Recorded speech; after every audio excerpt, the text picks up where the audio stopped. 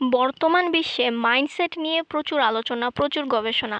What is the right mindset?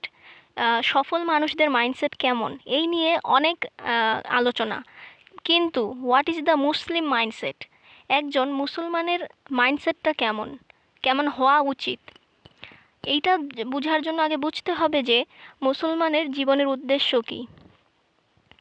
আল্লাহ বলছেন যে জাহান্নাম থেকে বাঁচা এবং জান্নাতে প্রবেশ করা, এবং এই দুনিয়াতে বাঁচতে হবে শুধুমাত্র আল্লাহকে সন্তুষ্ট করার জন্য। তো এইটাই যখন একজন মুসলমানের লক্ষ্য, তখন যেই ছেলেটা এক ওয়াক্ত সালাত আদায় করে না, বা যেই মেয়েটা বেপরদায় ঘুরে বেড়ায়, সেও বলবে আমি জান্নাত চাই।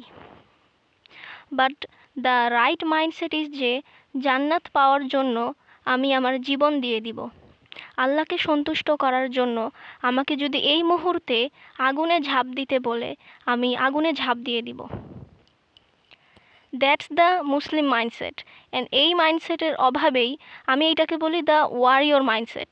সো এই মাইন্ডসেটের অভাবেই আজকে মুসলমানদের অবস্থা খুবই খারাপ গোটা বিশ্বে।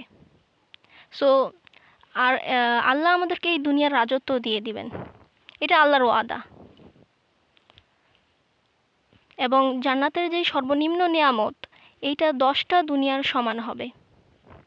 So we need to build that mindset যে আমরা বাঁচে আছি শুধু আল্লাহকে সন্তুষ্ট করার জন্য, আর কিছু না, অন্য কিছু না। অ্যান্ড এই মাইন্ডসেটটা উই হ্যাভ টু বিল্ড, যে জীবন দিয়ে দিব, আল্লাহকে সন্তুষ্ট করার জন্য জীবন দিয়ে দিব।